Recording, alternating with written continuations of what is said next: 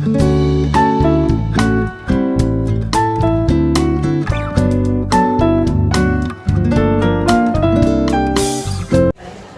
guys, welcome to my YouTube channel, and in today's vlog, we're gonna talk about how much ang nagasto sa pagpunta dito sa family visit.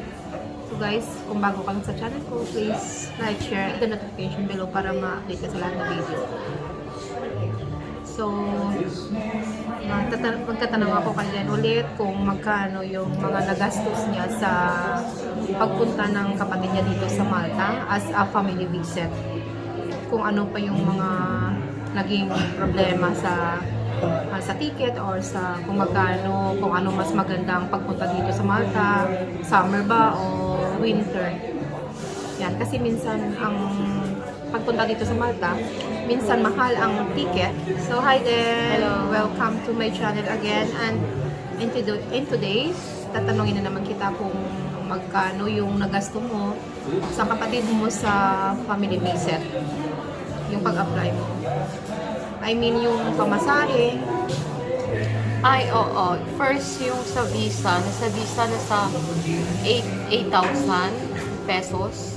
Visa. Visa. And then, Pero yung kasi travel. sa Cebu kasi kami nag-apply ng visa. So, yung budget, let's say,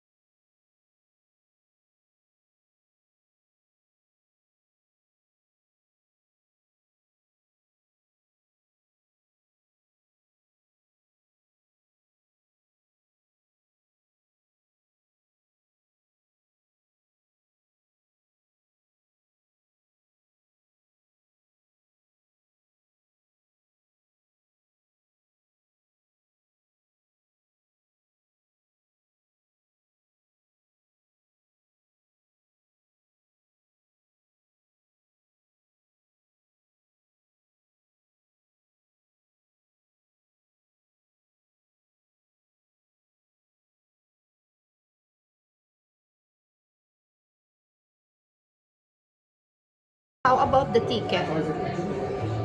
yung ticket na nabook namin is nasa 118. Mas medyo mahal. Mahal. No? Mas, Oo, kasi 118. summer pa yun, di ba? Summer. November. Winter na rin yun eh. Hindi naman pala guys Kasi yung sa amin kasi, iba kasi nga nag-Turkish kami, sinunod yung Turkish. Oo. Mahal talaga, yun na yung mura. Aha. Before nasa ano siya, nasa 125, nasa 135. Nung last na talagang option, yung 118,000. Okay. So ang advantage pala sa sa pag-apply nila ng visa ng kapatid niya. So nag-apply ng visa, and then bali sinunod na lang nila yung kanilang ticket na mag-asawa. Pagbalik nila ng Malta, at least nakasama nila yung kapatid niya.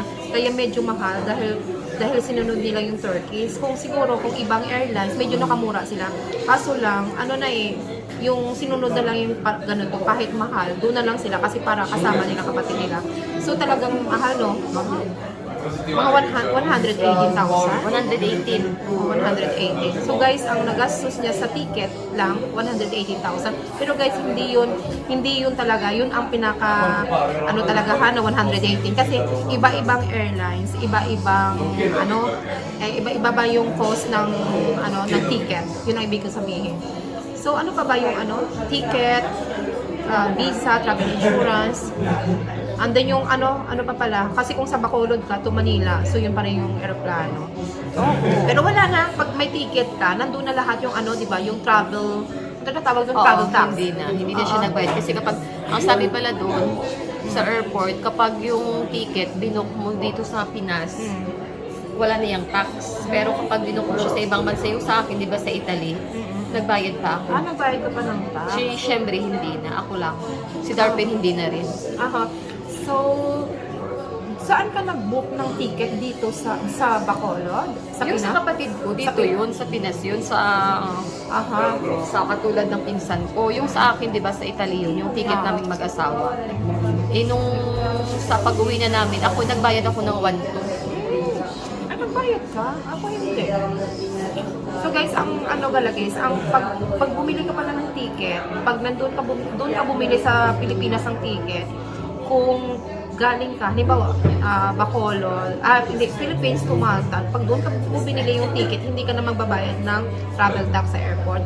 Siya kasi, bumili siya ng ticket dito sa Europe, so pagdating ng Pilipinas, Magbabayad ako ng tax. oo, pagbalik nyo na. Pagbalik pagbalik nyo na. Visa application, 8,700. Pero guys iba ang Cebu at iba rin yung Manila. Iba-iba.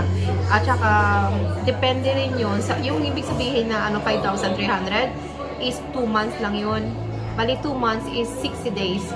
60 days pala. 60 days, Oo, hindi pala siya dyan ng months, talagang days. Talaga siya ng days. So, yun, ano pa yung mga cost ng mga expenses nyo? Yung notary dito, Yung notary pala guys, nasa 40 euro. magkano? 40 euro. 40 euro. Pero free lang ito. Affidavit of support, yan. So, kumuha pa si Den doon sa consulate, nag-apply muna. Pero guys, ang pagkuha ng ko sa inyo guys, explain ko for my next video kung paano ka kumuha ng affidavit of support dito sa consulate namin sa Malta. Ang affidavit of support pala guys, kailangan din yun sa pag-apply ng visa. Bali, magpapabuka ng appointment, and then ang magkano yung 27? 27 na ngayon, dati 22.50, di ba? 22.50 yung last sa atin. Dati. Ngayon, 27 na. Dati guys, 22.50. Ngayon ay 27 na yung affidavit. At saka, mas maganda pag dalawa na yung kunin mo na affidavit of support sa consulate dahil minsan kinukuha nila yung original. So, kailangan mo dalawa kasi yung isa, Yung kapatid ng mag-apply mo ng friend ko, visa. kinuha sa immigration yung affidavit. Sa immigration pati. Okay. Yung sa akin dati kinuha din sabi ko sa'yo. Ayun sa ako nag-apply. Oo. So, ang ginawa niya, nag-apply siya ng dalawang affidavit of support. Yung isa ginamit sa pag-apply ng visa. Yung isa, ginamit ng kapalis na sa airport na. Pag-flight na siya. So, pero na-stress ka sa mga expenses kasi medyo malaki yung gastos. So, pero madali lang nag-apply ng visa yung kapatid mo, no? Hindi siya nahirapan. So, visa okay lang. Mabilis. Mabilis lang yung visa niya, hindi siya masyado nahirapan. Yun lang may Financial lang. talaga. Financial.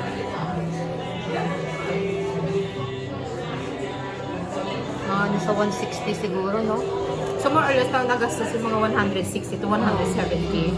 So guys, yung nagastos niya lahat according to her, to them, is 100 to Napamahal lang 160 to 170 yung gastos niya, nandun na lahat. Medyo namahalan lang siya sa ticket dahil yung ticket alone is 180,000. Tapos yung Manila to ano pa, Oo. Manila to Bacolod. Bacolod to Manila. Bacolod to Manila. Kasi sa Bacolod, kasi Nasa nakatira. 4,000. Oo. So, yung ticket pa. So, guys, ilalagay ko sa link kung magkano talaga yung, yung lahat-lahat na nagastos.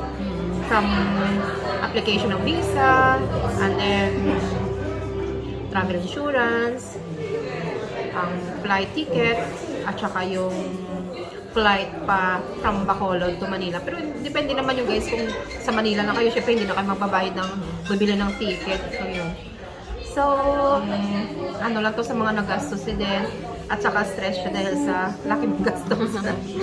So guys, thank you so much for watching for my YouTube channel, and update ko kayo guys kung paano sa susunod ko na video, paano yung mga kailangan mo para hindi ka ma-upload sa flight mo na day ng flight mo. So, thank you guys for watching. See you in my next video. Bye!